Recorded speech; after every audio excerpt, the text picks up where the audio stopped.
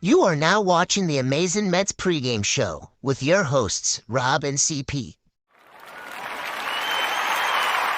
Let's go Mets! Let's go Mets! Let's go Mets! Let's go Mets! What's up, Mets fans? Welcome back to the Amazing Mets pregame show, playoff edition. And we are ready for some playoff baseball here in the country, in Queens. Not Queens exactly, but we got some postseason baseball for us Met fans. The 11th time in franchise history, the Mets are in the playoffs, and take it while you can, guys. Embrace it. We are ready for game one, about 2 hours away until game time. And we're going to break it all down for you, pitch and matchup, lineup, same thing we do all the time. So if you're new to the channels, say what's up, hit that like button, hit that subscribe button, guys, and let's get ready for some postseason baseball starting in Milwaukee. The road to the World Series starts in Milwaukee for the New York Mets. Chris, how are you doing today? I'm doing great. Yeah, I was just gonna say, Queens does not have postseason baseball just yet. The New York Mets do, because Milwaukee is a hell of a lot different than Queens, New York. So, anyways, great city, by the way. Milwaukee's still great. I was just actually there. So, got to get it done, though. Got to get it done. First stop, first road in this journey is going to be Milwaukee. Obviously, the Mets. This is a team and an organization that the Mets have perpetually struggled with. Over the years, especially this year. Um, you fast forward all the way back to March of this year in that series, right, where you have the whole Rhys Hoskins debacle, Jeff McNeil sliding late into Jeff McNeil. Then you have the pitch behind Rhys Hoskins. In my live chat poll, I actually asked everybody that's a part of my live chat right now to give me your confidence level in Luis Severino, because as you all know, we'll talk about Luis Severino going up against this Milwaukee Brewers lineup that's pretty damn dangerous. He went 5 innings pitched, 11 hits, gave up 3 runs in the first inning. And it was a whole debacle. It kind of went downhill for him in that first start. So again, you fast forward 162 games. Now you're here, game one of the playoffs. It's time to change the narrative. And we've been saying that recently, right? Milwaukee, with Atlanta, and just the overall turning around of the clutch gene of the New York Mets when it's time to clutch up and perform late in the season. So we're going to talk about it here. Luis Severino versus Freddy Peralta. Lovely chat, by the way. Everybody in the chat, appreciate you all being here. Oliver, Darren, Ray, John from Pure Adrenaline, Cope. I appreciate you all. Pintrice, D, everybody. I appreciate you guys. Thank you so much, Robert. Hit that thumbs up button. Subscribe to both channels if you're over on X. If you're like stuck in this mode during this Tuesday where you can't work, it's the later stage of the workday, and you just want to talk and hear about some New York Mets baseball, come on over to the YouTube. We got you covered, not only for the pregame stream, but also the postgame streams as well. We will be live on the postgame tonight to give you all our instant reactions right after the game concludes. Whether it's a win or whether it's a loss, it's playoff baseball, and we're taking full advantage of being up here talking about this team. So let's get after it. Yeah, absolutely. And listen, Chris, you bring it up all the time. Take game one of a series, right? This is the most obvious thing you can say in the postseason. Look, we know it's the best 2 out of 3, right? You lose that first game, it's not like you have a chance to go back home and kind of figure it out in game. No. All 3 games are on the road for the New York Mets. They're in Milwaukee, so game one is crucial, right? Luckily for us, we won that game, won in Atlanta yesterday, and we saved Severino for today, and we got Manaea tomorrow. So we basically got 2 of our top guys in this series, basically almost how you wanted it, and you got to get it done, right? The lineup, they're clearly going with what they think is going to be the best lineup. They're trying to go with the best offensive lineup. That's obvious, right? Yesterday with the Braves, they tried their best defensive lineup, basically, and then when things were unraveling, they went to their more offensive players in the lineup later in the game, and it worked out for the New York Mets. So to break down the start of the pitching matchup, right? Freddy Peralta, if you go way back to opening day, dominated the New York Mets, right? That was a totally different team. Joey Wendell was on that team. It was such a different team. from April to October 1st, a complete. It seems like a complete overhaul of a roster, even though there wasn't that many changes, even though they kind of were. But you know what? It's a lot of the same guys except for a couple, but it's a totally different team. And with Freddy Peralta, and Chris is gonna give you what he pitches, what he throws, because he's always the man to figure that out and break it down for you. And that's why I let him do it, because I just talk stuff. So Chris, what do you got on Freddy Peralta here going into this game one, and what the Mets got to look for going against them? Yeah, I did. As I always do, every single time we go up against a starting pitcher, doesn't matter if it's game like 50 or game 160 or the first playoff game of the season, I always take a look at their Savant page. And Freddy Peralta has been a tremendous pitcher for the Milwaukee Brewers for quite some time. He kind of got overshadowed by the Corbin Burns and the Brandon Wood, right, in the last couple of years, but this guy is absolutely no joke. I actually, right, before the season, dropped a video about, Freddy Peralta, and if the Brewers falter this season, how I would love David Stearns to go out there and ask them for Freddy Peralta in a potential trade in this upcoming offseason. That's how highly I think of him. But it's quite simple. The approach is the same approach that should have been had against Spencer Schwellenbach.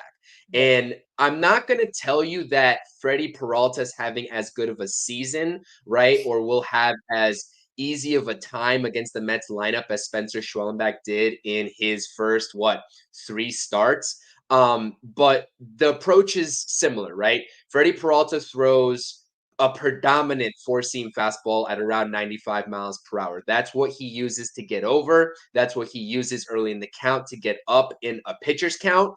And then he can start to utilize his off-speed pitches. His best off-speed pitch by far is his slider. And again, you talk about a lineup that, whether it's Mark Vientos potentially chasing some outside sliders, Francisco Alvarez, and our guy Pete Alonso, they're going to see a healthy share of sliders, especially if they miss that early fastball. Now, I think the Mets lineup did a better job yesterday in trying to hit the early fastball against Spencer Schwellenbach. They were swinging more often than the previous start out. But again, they just weren't really making that consistent contact, right? They were fouling it off or they were whiffing, and they weren't really making premier contact on that. Now, again, Freddy Peralta is not going to throw 97, 98 like Schwellenbach does. He'll throw 94, 95, maybe even touch 96. But you got to attack that early pitch. And I'm not asking for these guys to swing at first pitch every single time. Obviously, there's a method to the madness in terms of trying to build a pitcher's count, etc. I understand that because Schwellenbach was cruising, right? And there's situations that present itself in different parts of the ball game, etc. But really, when you take a look at this kind of pitcher, he's not having his best season, right? Yeah. He's floating around 3.6 ERA, somewhere in that ballpark.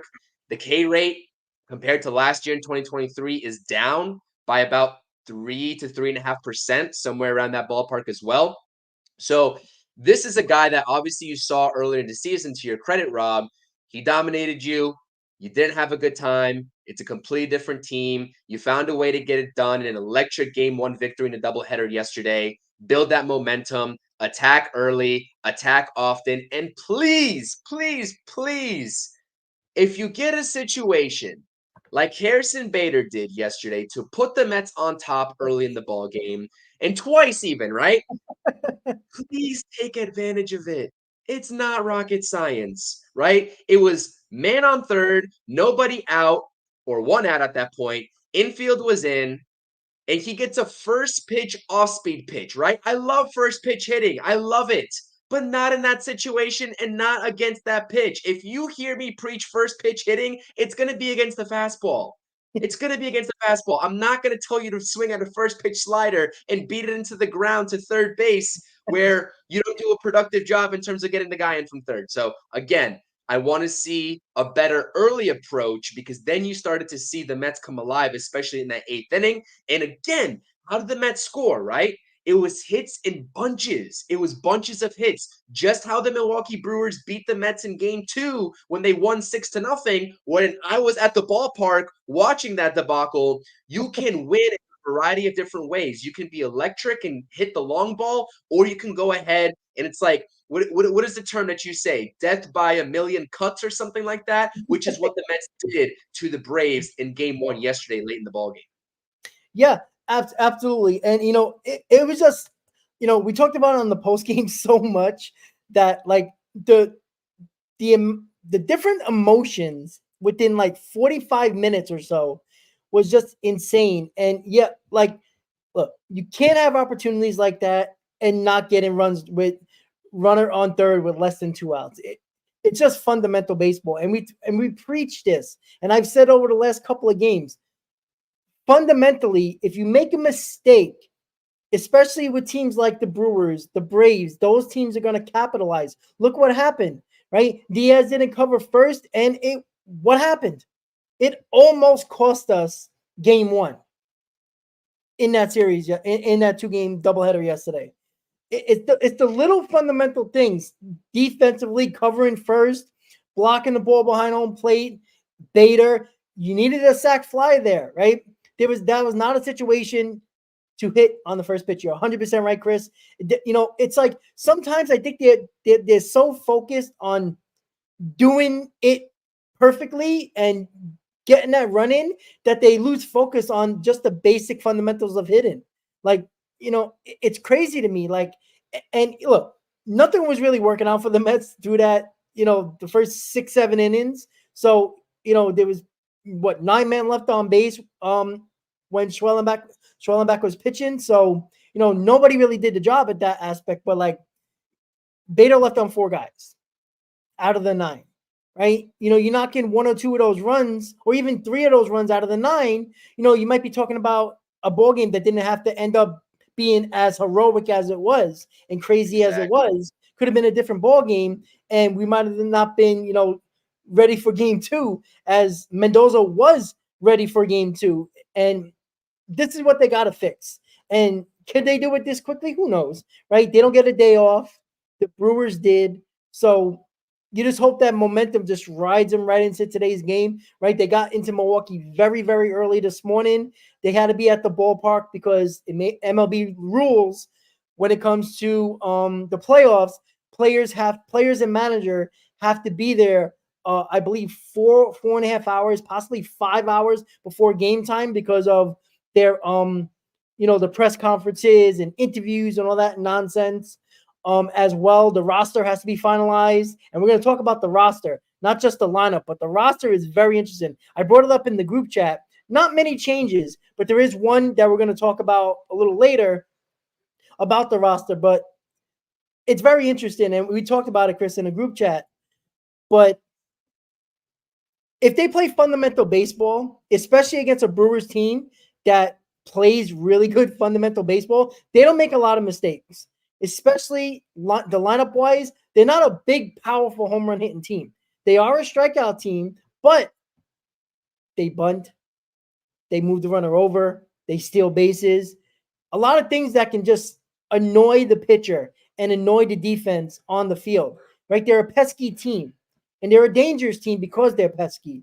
So it's going to be very interesting. Severino's got to make sure that he pays attention to the runner because he'll focus on the batter too much and forget about the runner. And you got Alvarez behind the plate, right? You need Alvarez's bat in the lineup over Terren's, obvious, but you need Alvarez, who hasn't been good throwing out runners or blocking pitches, with Severino losing focus on the runner and then just focusing on the hitter, it could be a bad combination. So it's going to be very curious early on in this game to see how Severino reacts if there's a base runner going forward, Chris. I was incredibly nervous when Diaz was out there with no control and Alvarez was just like behind the plate trying to do everything he can in his power to just stop the slider with the backhand picks and everything. I was just like, this has free bases written all over it. But no, I agree with you. Like, I'll obviously, and we brought this conversation to you all in terms of who's going to be playing down the stretch weeks back when people were calling for Alvarez to be benched, right? And we're like debating whether Terrence was going to take, the majority of Alvarez starts. And I was just like, why are we talking about this? This is Alvarez's job. This is his position. And whether he's struggling right now or not, this is the catcher of the future for the Mets. And he's going to be getting this opportunity. And guess what? His bat turned it around. But again, I agree with you. This is a pesky Brewers lineup, and it's talented. And honestly, like it's a hand-in-hand scenario where obviously, if you get a guy like Bryce Terang on, he is a pest on the bases, right? I think he's got 50 stolen bases on the season. You always have to be worried about him taking off. But again, if you worry about the base runners too much and you lose focus of the bats, Willie Adames can put one over the fence. Yeah. Rhys Hoskins, who has been an absolute menace to the New York Mets, can put one over the fence. I believe Sal Frelick is also back from his I don't know. I'm not sure if he was on the injured list, but again, toward the bottom of their lineup, right? This is a pretty complete Brewers lineup. Yeah. So we'll see what happens with Luis Severino. And with Severino, we can see early on, right, if Severino's at the top of his game or not, especially with his command. Last time out against the Brewers, the Braves did not have his right, and all of his starts. You can tell when he's got that feeling going early in the first and second inning. He's pumping 97, even 98. He's feeling good. The sweeper is sharp, and we're getting that version of Luis Severino. I really hope that he goes out there and shows us that in the first 2 innings, limits the base runners, and hopefully, again, we're not having a situation where Terang's getting on for 4 times out of his 5 at-bats or even all 5 times like he did in that Brewers series, the Brewers-Mets series, over this weekend, and he's just stealing left and right because he's going to be hard to contain. But talking about this lineup here before we talk about this actual postseason roster, because obviously I know you're going to talk about Max Kranick and Tyler McGill. Obviously, don't worry, don't panic about Tyler McGill if you don't see him on the SNY Mets post about him not making the roster. He will be back should the Mets make the NLDS. Tyler McGill will be back. But again, he's not going to be pitching in a 3-game set when he just went in Atlanta.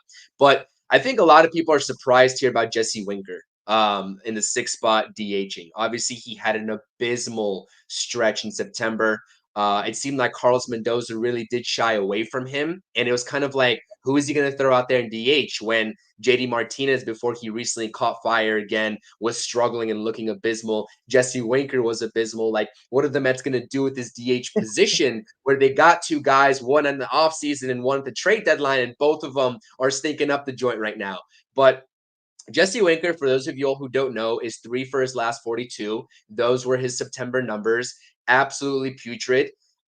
He's got a habit of popping the baseball up recently. One thing about Jesse Winker that I honestly like, again, because I preach this philosophy, but I know a lot of people hate, is the fact that he does swing at a first pitch a lot of times. And it's annoying, right, when he's popping them up. And I will agree with that. But again, if he's having success with it, nobody's going to complain. But he just needs to get back into his zone, man. He really needs to get back into his zone. I feel like he's been a little bit anxious up at the plate, and he's been expanding the zone recently, especially on those high pitches that are above the letters. Again, as a lefty, you're going to have a natural uppercut swing, as does Jesse Winker. And if you're swinging at that high pitch, right, you're not going to have much success with it. So he's got to maybe be a little bit more selective. And he's really the case where I will go and sort of, push back on myself in terms of swinging early in the count. Maybe Jesse Winker should take a pitch, especially if it's up in the zone in the first couple of pitches of his at bat. But again, the splits are what they are. He's got around a 780 OPS against righties, and versus lefties, it's under 600, or it's under 700, I should say. This is maybe an opportunity, right, where Mendoza is giving him a last chance to try to prove himself and why he would be valuable for the Mets in an NLDS type scenario. If he doesn't, I could see a situation where he doesn't even make the roster, should the Mets advance past the Brewers, because you have JD Martinez. He's hot, right? I know it's righty on righty, but who cares at this point? The guys that are hot are going to play. And you see it with Starling Marte here coming late into the game in game 1. Obviously, Bader got the start over him, and Marte made the productive at-bats happen with 2 base knocks and keeping the line moving in game 1 yesterday. So, again, this is probably Winker's last opportunity in my mind to make an impact for this team at the DH spot. You're not going to play him over Tyrone Taylor. I don't think at this point you're going to play him over Starling Marte. Yeah. So really the only guy who you're going to have the ability to replace is JD Martinez. And at this point, I can't say that I love it because the way that JD Martinez is swinging the bat right now, I don't care if it's a righty, I don't care if it's a lefty on the mound. He's the veteran guy. He's been in these situations and he's swinging a hot bat. And he got out of whatever funk he was in. So again, I like Jesse Winker. We'll see what kind of at bats he turns up today, but it's a case by case basis with him. This might really be his last shot.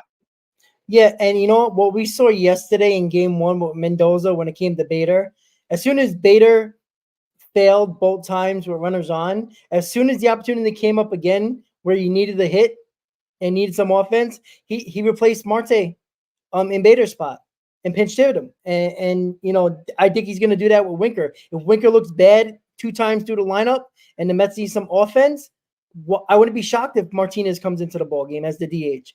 And yeah, you know what? You usually go with the hot hands in the playoffs, and that's why it's a little interesting why he's going with Winker. And John brought it up in the chat. Winker's 6 for 18 with 2 home runs against Freddy Peralta. Maybe Mendoza's trying to get Winker's going here with a guy that he's seen and has been good against. And look, Mendoza's smart like that. He knows that Winker is going to be a big part of this bat coming off the bench in games, depending on how far, in this series. If there's a righty on the mound and JD Martinez, if he's having a bad night, you could pinch hit a lefty or somebody else in this lineup as well. If Marte, pinch hit, if he's not looking good, there's so many opportunities here. And look, Winker was supposed to be the first guy off the bench when there's a righty coming in, batting for a right-hander, depending on the situation. He wasn't supposed to be our starting outfielder, or in this case, a DH. That wasn't the case. He was supposed to be the best bat off the bench. And that was the key. But because of JD Martinez struggling and Bader struggling, Winker was getting more opportunities. And, he hasn't been good. So, Mendoza, I'm not going to say he's wrong in this aspect. We know why he's doing it. Because of the numbers that John put up there in Pure Adrenaline Sports. And, of course, he probably wants another lefty in this lineup with Peralta. Because if you take Winker out of this lineup, and I know we're not big on lefty-righty. We just like the guys that we believe are going to do the best in the lineup and who's been the hottest, or, at least lukewarm in Martinez's case. You only got Nimmo and Lindor.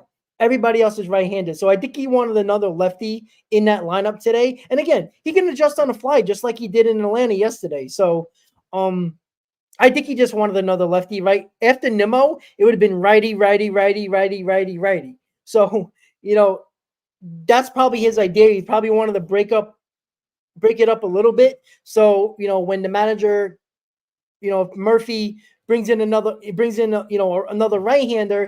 or another left-hander, he can make an adjustment there, or another right-hander, he can make an adjustment, put in another right-hander for Winker, such as JD Martinez or Luisano Acuna, who is also on the roster, by the way. So it's a little interesting. I was a little shocked by that because I did get a couple of people saying, oh, he's playing a hot hand. Then why is Winker in there?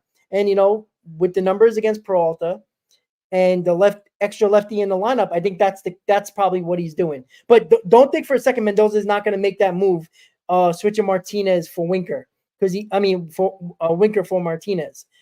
I think that could happen rather quickly if Winker doesn't look good against Peralta. And I think that MEZ in the chat was asking how many lefties are in the bullpen for Milwaukee. I think the answer to that, and I didn't really look at their postseason roster in full, is like maybe 2.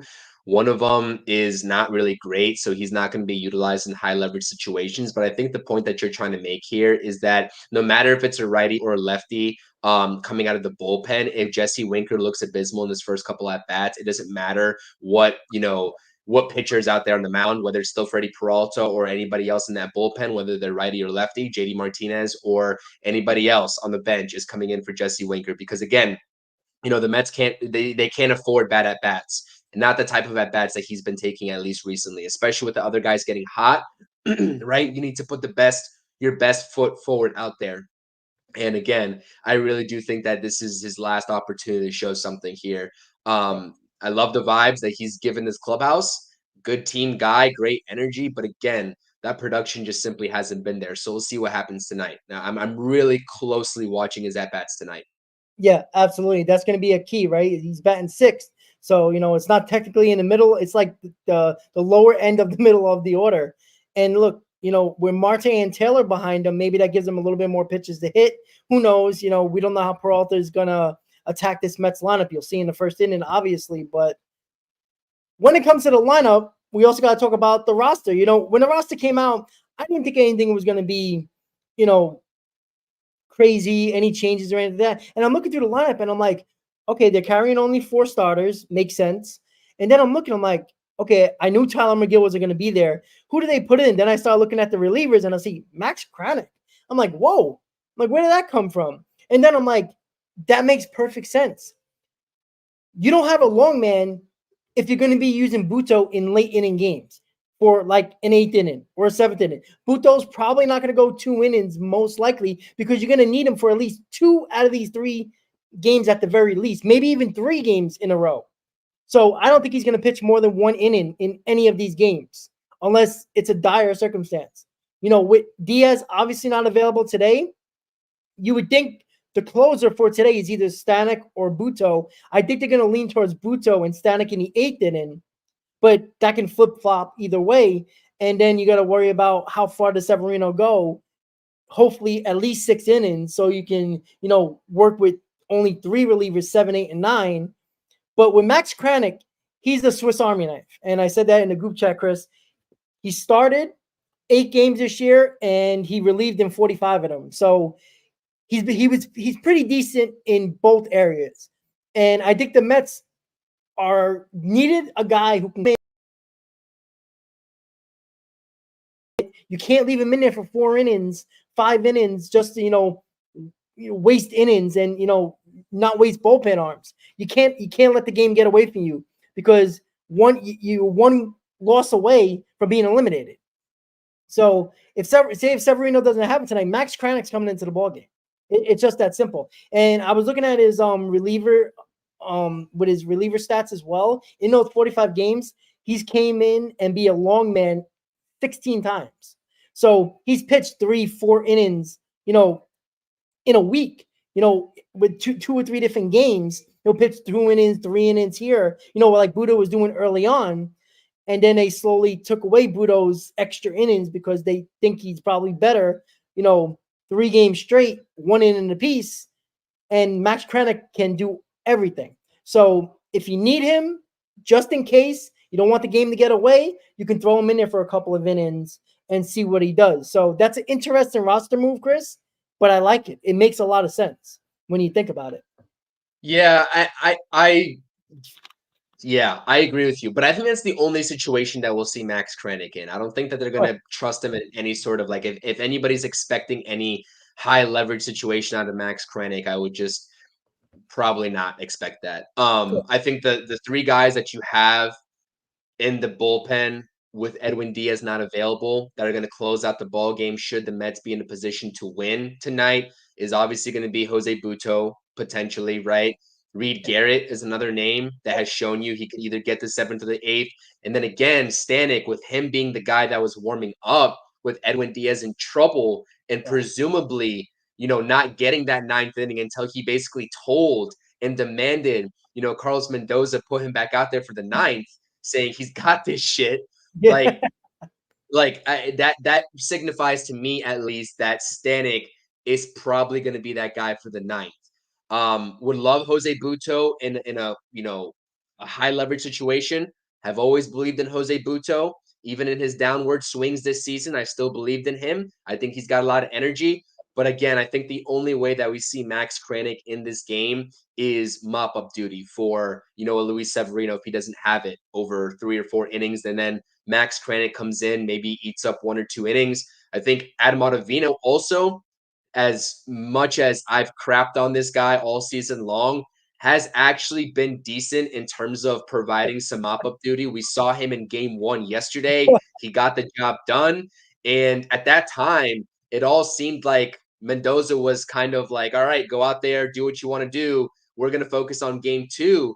but the offense finally came through, and you can't overlook Adam Ottavino pitching a scoreless inning. Now, I'm not going to tell you that Adam Ottavino is going to all of a sudden be a high leverage inning situation option for Carlos Mendoza, and that Carlos Mendoza believes in him. But I agree with you.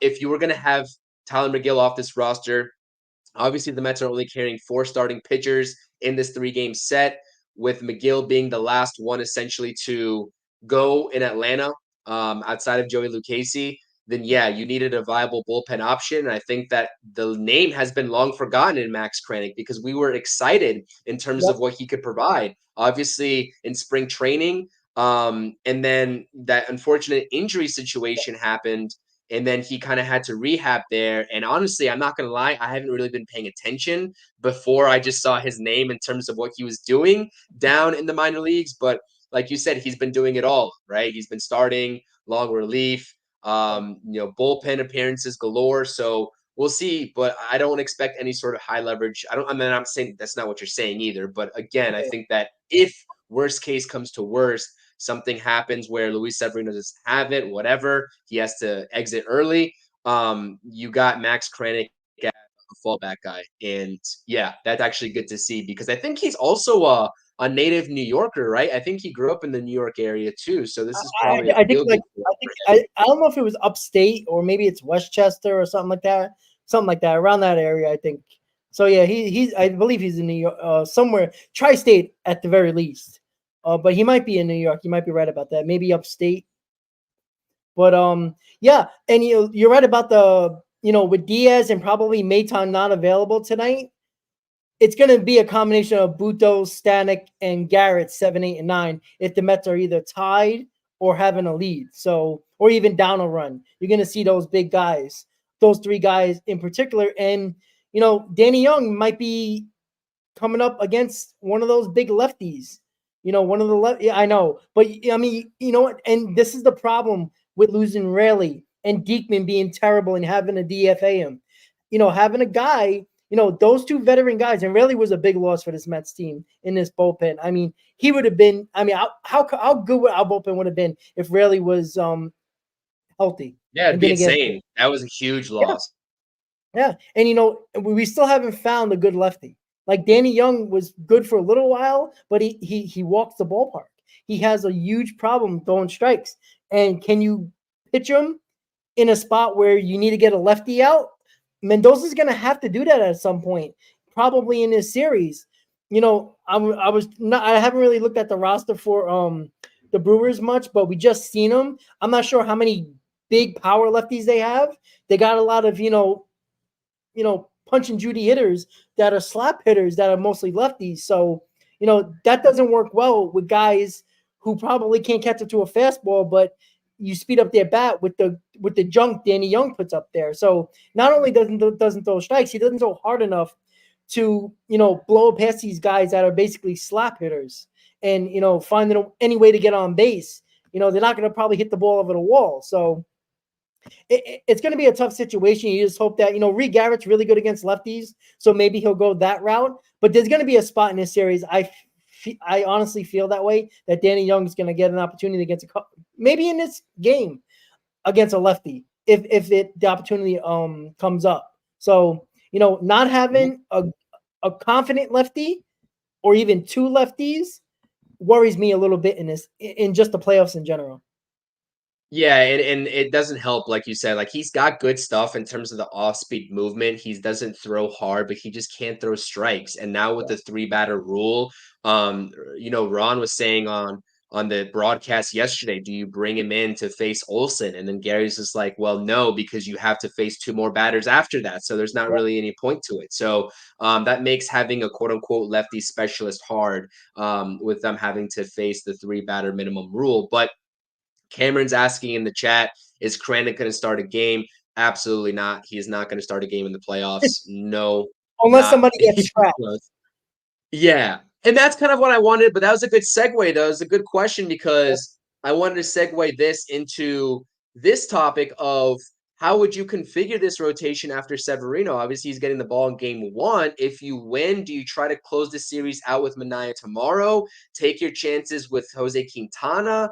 Like, what would you do? Obviously, you have David Peterson potentially as well, so I don't really know. What would you do?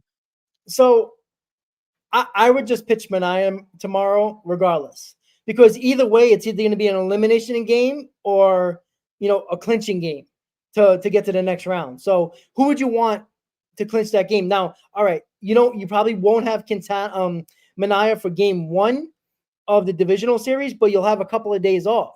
If you win 2 in a row, right? I think you'll have 1 day off anyway. So, and Mania is only going to have 2 days. I want Mania to at least be available for at least game 3. If you hold him out and you don't pitch Mania in the series and you lose 2 in a row because you pitch Severino and Quintana, not having Mania in any of these 2 games, there's going to be a lot of questions. We haven't questioned Mendoza a lot this year. That's a big question for Mendoza.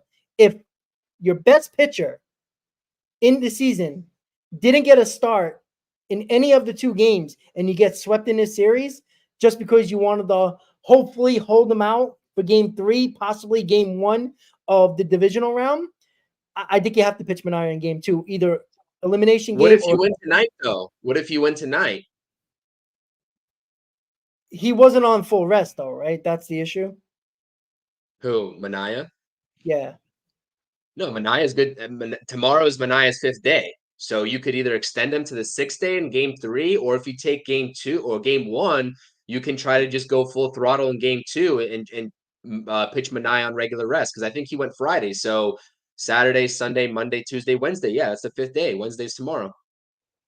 Oh, yeah, that's right. Oh, yeah, so you're right. Well, so he would pitch. And then David Peterson probably wouldn't even be an option in this series potentially because he pitched on Sunday. So his regular rest wouldn't even come up. If Mania pitches tomorrow, you're right, Thursday, Friday, Saturday, Sunday. So he would pitch game 2, right? Because of the off day?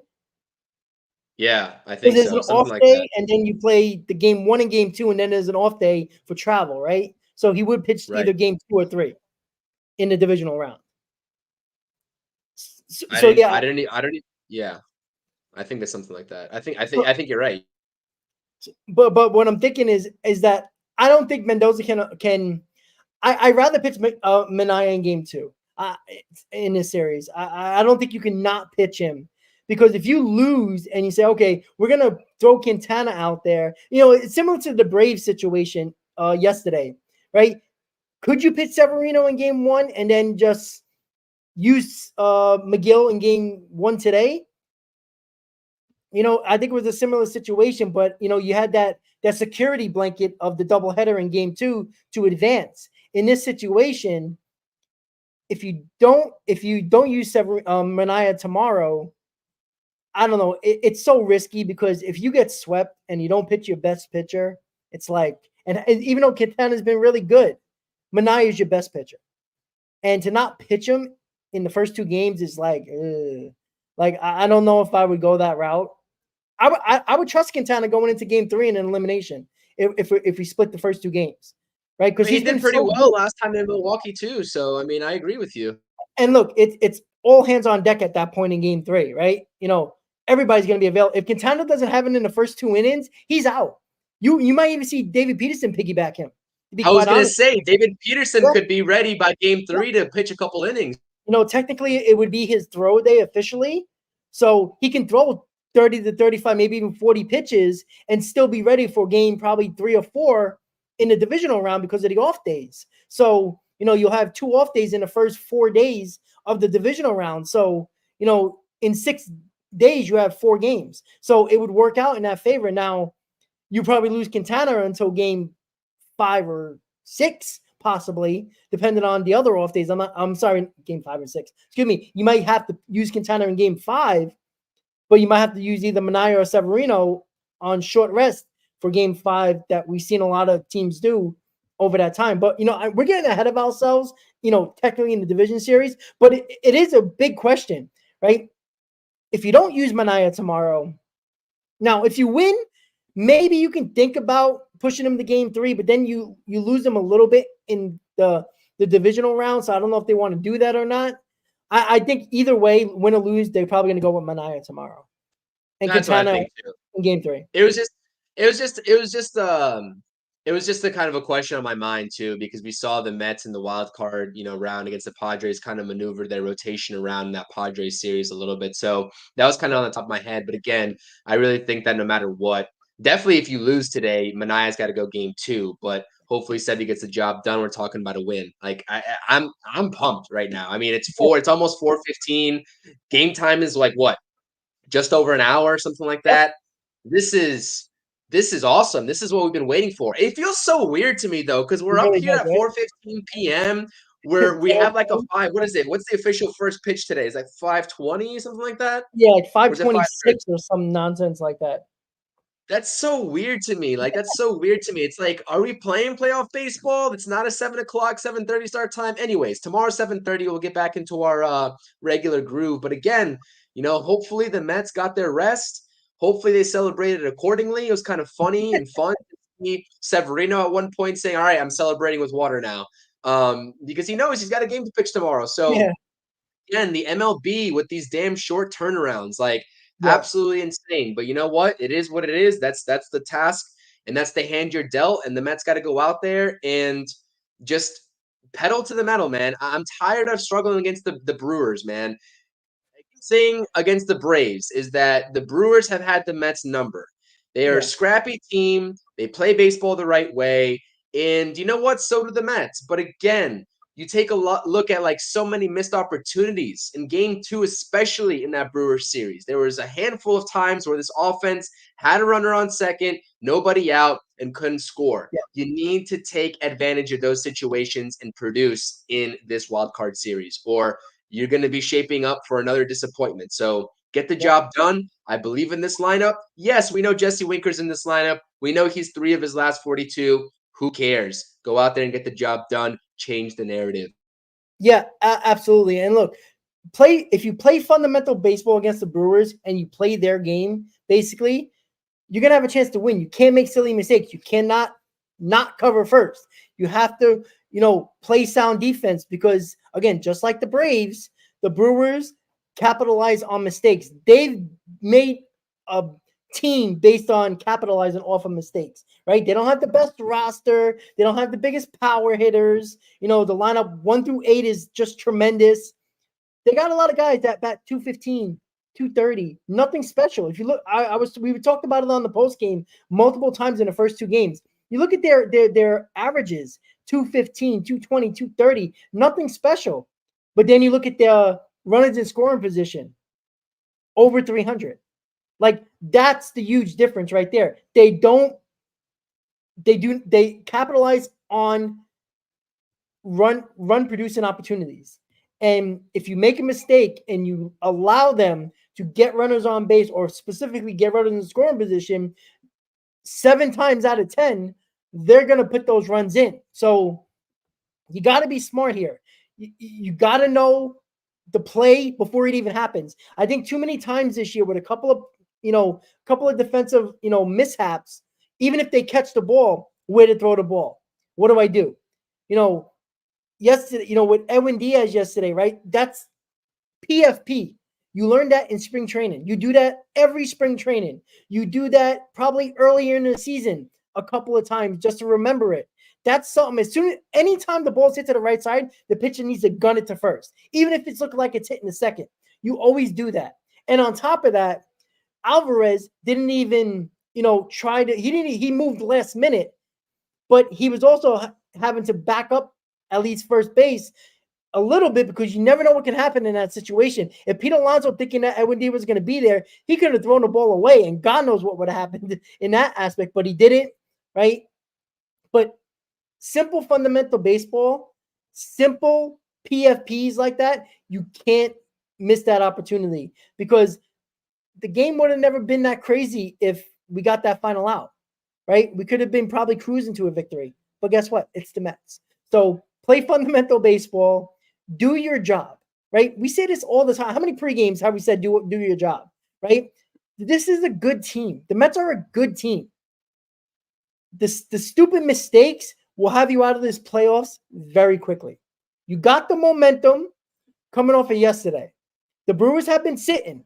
Sometimes when they sit, They might, it might take them a few innings to get ready. So you know what you do? You jump on them early. Get the Peralta early, punch him in the face early, get it done, give Severino a lead. It's amazing what happens when a pitcher gets a lead. They actually feel more comfortable on the mound, except they have to be perfect if you don't. And I think that's the key. I honestly think that's the key to the series. Yeah, and it's a great point too, because obviously we know the history, the historical values here. Obviously, if you just go and look at the numbers like Daniel did here on ESPN, right? Or wherever you're looking at the numbers, it's out there in terms of the data that this Brewers lineup that they threw out there today has had success in their careers, whatever the numbers are, against Luis Severino. Like they have had success against him, whether it's in a Brewers uniform or whether they were elsewhere and they saw Luis Severino, doesn't matter. And vice versa, the Mets, outside of Jesse Winker, really haven't had success at all against Freddy Peralta. The numbers are pretty ugly. So we know that pitching, quote unquote, matchup, again, probably favors the Brewers. But the Mets have an opportunity, right? With the slate being wiped clean, this is no longer regular season. It's now 0-0, like people are saying in the chat, to change that narrative. Like, you have an opportunity to go out there. And not only because the Mets have shocked people already, you have an opportunity to go out there and drop those games. Obviously, we have by default this one tonight and two more, but let's make a hell of a ride here. And it starts tonight. The journey starts tonight. Let's do it. Absolutely. And look, the Milwaukee lineup, you just said it, Chris, and I'm going to say the Milwaukee lineup since it's the playoff game. Just to have an idea, you got Terang, Churio, Contreras, Mitchell, Adames, Bauer, Hoskins, Frelick, and Ortiz. So again, they kind of spread out the guys that could actually hit the ball over the wall a little bit. I'm a little shocked that Adames is not in the top 4, but he might have bad numbers against Severino. Hoskins batting 7th is a little weird as well, but as much as he kills the Mets. But again, this is a lineup. Again, we talked about it. Speed, they got power at the top of the order, but they just play good fundamental baseball. They're a team that puts fouls off pitches. They can frustrate you like crazy. Severino just can't get flustered, right? And we know. Look, we talked about big game.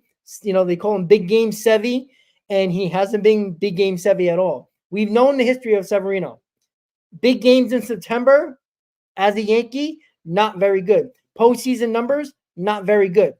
He already changed the narrative with himself this year, thinking that he was basically not a starter anymore, basically, in this league. That's how bad he was last year. So he changed the narrative, saying that he is good. Can he do it in the biggest spot available? And this is the postseason. But we'll see, right? We just don't know. And, a lot of these guys, there's a lot of prove me wrong type of guys. Look, they slayed the dragon. They exercised the demon against the Braves, Chris. Maybe because the Brewers have beaten our asses for a very long time, and then we haven't played well against them. Maybe we got to slay this dragon too. And then the possibility of the divisional series, we all know who we play if we beat the Milwaukee Brewers. It would be the first time in Mets history and Phillies history that they play each other in the postseason, if that comes to be. So slay the other dragon. Milwaukee's the other dragon, and you got to get it done because there's no more excuses, right? I'm not satisfied that we made the postseason, right? It was nice. It was great, right? We got over that hump. We beat the Braves to get to the postseason. Wonderful. But it'd be very disappointing and a quick exit if we don't win this wildcard series. Get me to the divisional round. And then you can probably say house money a little bit because I don't think this is house money, Chris. I don't know about you. I don't feel like this wild card getting in and playing this wild card series is house money. I think this is win. I think the divisional round is probably house money because the Cinderella team right now was the Mets until the Tigers are doing what they're doing right now. So I think get to the divisional round, and I think you're playing with house money. Yeah, I don't even want to worry about house money. Just get to the divisional round. We'll talk about it afterward, and we'll assess the season afterward. But yeah, no, I agree with 100%. I guess I'll give some final thoughts here before we hop on out of here. Everyone knows, the long-standing statistic or whatever that the Brewers got going on with their wild card exits and their opponents going on to make the World Series. That's all fine and good. I'm not going to overly, exaggerate that point, because as a New York Rangers fan, they were telling me how many similarities this season had to seasons prior or whatever, that magical run prior, and it didn't come to fruition. So that's just honestly, hearsay at this point. It's a new season. You start 0-0. And that's it. It's time to do it. This is what we've been waiting for this whole entire season, ever since we've been making off-season content. Someone actually in my X mentions, came back to a comment. I don't know if they had a bookmark or not, but somebody replying to me that I said that Sean Manaea, back on January 24th, when I released a video about Sean Manaea and how I thought that this was the perfect signing for the New York Mets all the way back 9 months ago, right? They kept the receipt. And it's nice because, right, we were confident, Rob, in this team. And even if you weren't confident in this team in the offseason or at any point, doesn't matter. They're here now. They got a job to do. We're all Mets fans at the end of the day. And it's awesome to see this fan base rallying behind the team. And it's just great to see the energy that this team has in the clubhouse. Now, let's translate it. It's postseason baseball. There's going to be a lot of question marks that we have still potentially with the guys on this roster. They could be answered. They could not be answered. We don't know. But by the time we enter this post-game live stream tonight, we want to be talking about a victory, and we want to be spamming those W's in the chat. So hopefully we see you all in the post-game stream. I definitely appreciate you all. Smash those thumbs up buttons on this pregame, whether you're over on Rob's channel and his live chat, or whether you're over on my channel and my live chat. Make sure you drop the thumbs up on both streams, on the pregame and the postgame, and we'll see you all in just a couple hours time when we know what the final result is. It is Luis Severino versus Freddy Peralta. Let's go Mets. Get the job done. There you go, guys. An hour until game time. Enjoy your last hour of no panic mode and biting your nails. Eat some food. Get a drink. Get ready for some Mets postseason baseball game 1 in Milwaukee. Cheer on our boys. And let's go Mets. And hopefully we're talking about a W in the postgame. Have a good night, guys. Enjoy the game. Let's go Mets. And we'll see you in the postgame. Let's go Mets.